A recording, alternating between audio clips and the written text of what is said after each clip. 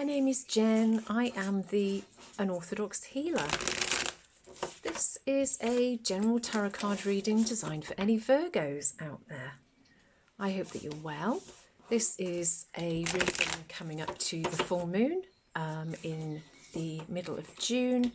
However, this is also timeless, so if it pops up on your feed another time, it is probably recommended that you should still watch it because there might be something which is relevant to you. Today, the reading is based on the full moon, that it's the time when we are supposed to be setting new intentions, getting rid of old ones which no longer serve us.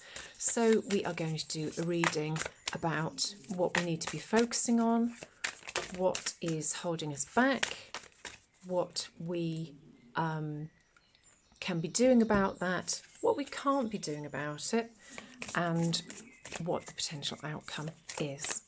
So I've had some cards jump out at me. You will see that the bottom of the deck is a Six of Pentacles. I'm giving the ones that did jump out a quick shuffle, and we will see as to what we get from Spirit. So the card as to what we should be focusing on is the King of Swords. The card which is holding us back is the Three of Swords. The card as to what we can do to help us to get to this point is the Ace of Cups. What we can't control, we have the Fool, and the potential outcome is the Hanged Man. Well, excuse my squeaky chair.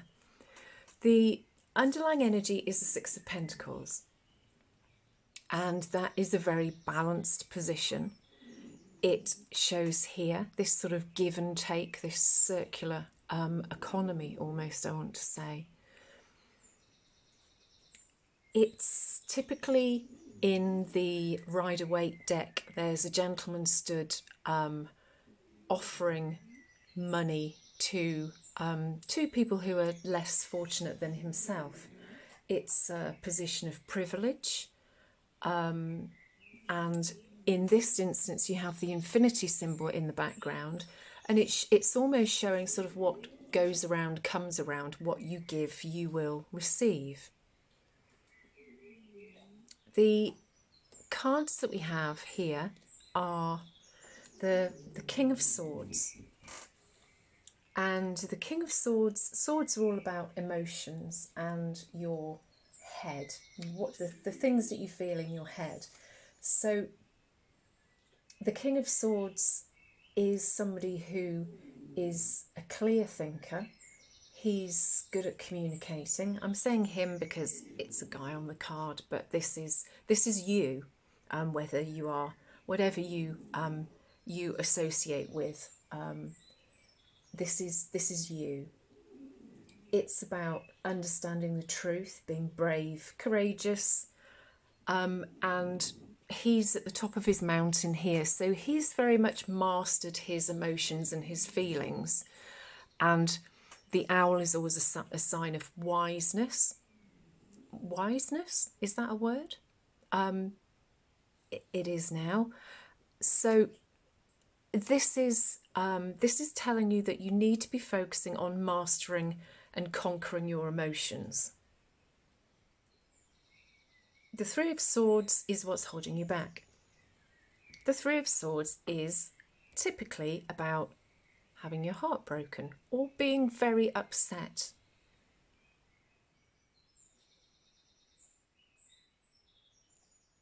It's probably quite self-explanatory. The reason that you can't master your emotions is because you've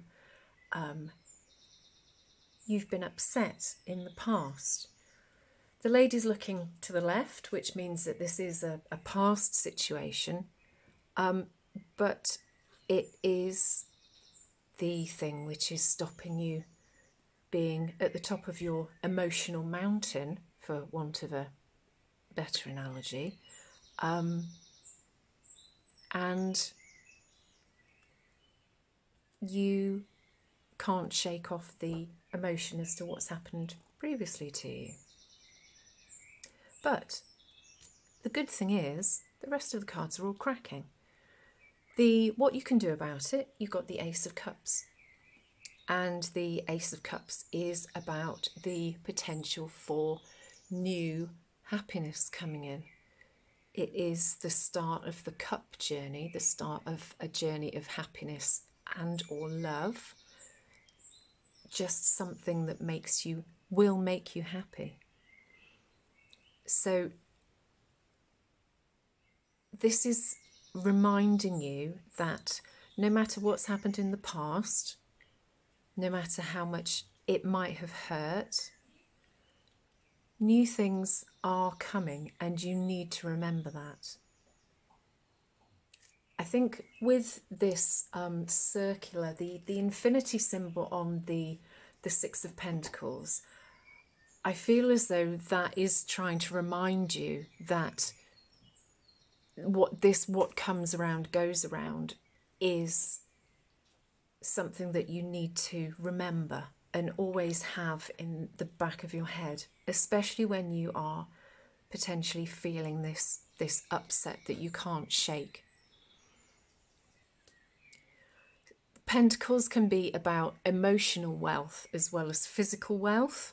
So I think that this is why you have this underlying energy here in the reading, because it's showing you that there are good times and bad, and I think emotionally perhaps you've been on a bit of a roller coaster recently, but the Ace of Cups shows that there is the happiness coming, but you have to let it in and you have to see it and believe it, because otherwise it's not going to happen and you're going to carry on being in this upset position, because we want you to get to the top of your mountain where you've mastered your emotions, rather than being this person here, which is, you're not kind of having the best time here, are you? You're very much tied to this broken heart. What you can't do, what you can't change, we've got the Fool card. Now, I'm a Virgo moon, and I probably resonate with the Fool quite well, and perhaps you guys do as well, that you're one of these people that tends to jump in with both feet and say, to hell with it, what's the worst that could happen? And this is not a bad trait. So I don't want you to ever not be this fool, this innocent person who forgets the past and just throws himself into something. As long as it's safe and obviously it's not illegal or dangerous, then just keep on doing it. Again, you've got all of these sort of, if you look at these are all sort of infinity symbols, all sort of rolled into one. There are lots of kind of eights almost in that pattern. And it's reinforcing this cycle. You know, if it's bad at the moment, it's going to be great again. And you want to kind of aim for this dot in the middle, because that's, you know, if she fell back, she'd want to be putting her head right there, you know, a sort of a backwards dive into that point, because that's where all of those infinity points meet. That middle bit is where we all want to be, where we're not going around in circles constantly. We're just smack bang in the middle of it all, just everything perfect. Obviously that doesn't always happen, but it can. Maybe we need to practice our kind of backward dives a bit more. I can't dive to save my life, so I definitely need to be learning. So do not, although this is what you can't change and control, being the Fool is a really beautiful trait in somebody. So do not see this as something which is detrimental to you. If perhaps you are thinking, oh gosh, I shouldn't have done that, well, we all learn. You know, we will always have our hearts broken, we will have happiness and we will have sadness, but we learn. It's an experience. It's something when we get into our happy stage again that maybe we'll be able to laugh about and go, oh, what on earth was I doing? But we're all still here, we're all surviving, and this is showing that good things are coming to you. And your innocence and your ability to give 100% is a beautiful thing. So do not think that it's anything else than that. If you can get yourself away from this sadness and this upset, believe that there is good things coming, because there are, because the cards are saying it, and you get into the top of your emotional mountain and you conquer all of these feelings, the potential outcome is the Hanged Man. The Hanged Man is about seeing things from a different perspective. She's upside down. She's got the light above her head. Almost it's like a light bulb moment. And this is showing that not only will you get this emotional growth and this stability within you, but you will also perhaps be able to look back at this situation and go, okay, so that was why that happened. Now I understand as to why I was on this journey and why I was put in that position. Because there was a reason why it happened. Perhaps this might set you up so that you become a counsellor or something. It's setting you up for something bigger. Again, the Six of Pentacles tends to be, as I said, a wealth issue. Perhaps this might be that you will be able to earn some money out of this difficult situation that you've been in. You can write about it, you could become a coach, I don't know, but there's definitely something here from a wealth perspective that is going to benefit you.